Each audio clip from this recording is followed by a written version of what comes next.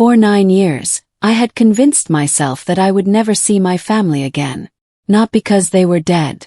Not because they had moved across the country. But because they had made a choice. They had chosen to disown me. My entire family was made up of doctors. My father was a respected surgeon. My mother was a cardiologist. My older brother worked in emergency medicine. And my younger sister was studying to become a doctor. And then there was me. I was the daughter who didn't fit. I wasn't interested in medicine. I didn't want to spend my life inside hospitals, wearing a white coat and following the career my family had planned for me. I wanted to build something of my own. But to my parents, that made me a disappointment. The night I finally told them I was leaving medical school, my father slammed his hand on the table. "You are throwing away everything this family built," he said. My mother looked at me with tears in her eyes, but they weren't tears of sadness. They were tears of disappointment. "You will regret this," she whispered.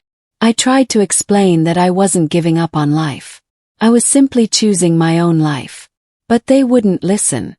My father told me I was no longer welcome in their home.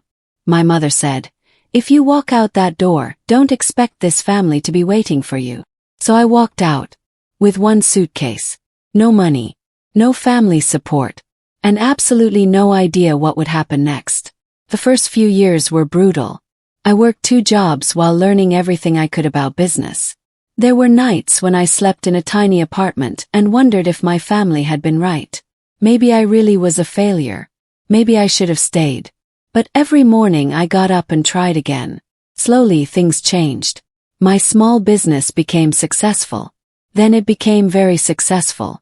I bought my own home. I built a career I was proud of. And most importantly, I became happy. Then, 9 years after I left, I received an invitation.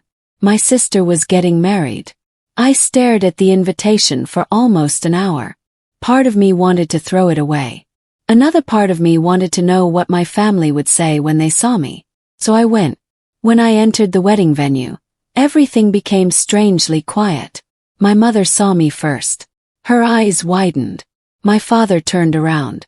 My brothers stopped talking. For a moment nobody moved. Then my mother walked toward me. She looked at my clothes, my confidence, and the life I had built without them. And then she smiled. "We're proud of you," she said. Those words were supposed to make me emotional. Instead, they made me remember everything. The night they had rejected me. The years they had ignored me. The birthdays they missed.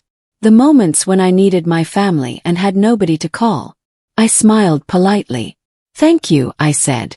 My mother reached for my hand. "We always knew you would do something great." I gently pulled my hand away. "No, Mom," I replied. "You didn't." Her smile disappeared. "You thought I would fail." The room suddenly became silent. My father stepped forward. "We were trying to protect you." I looked at him and said, "No. You were trying to control me." Nobody answered.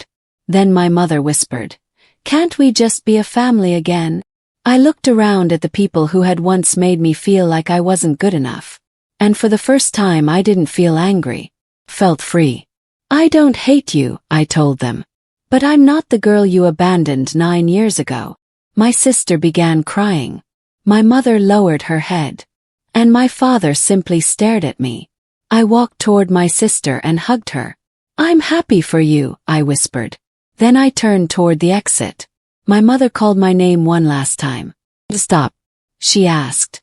"Don't you want your family back?" I looked over my shoulder. I wanted my family 9 years ago.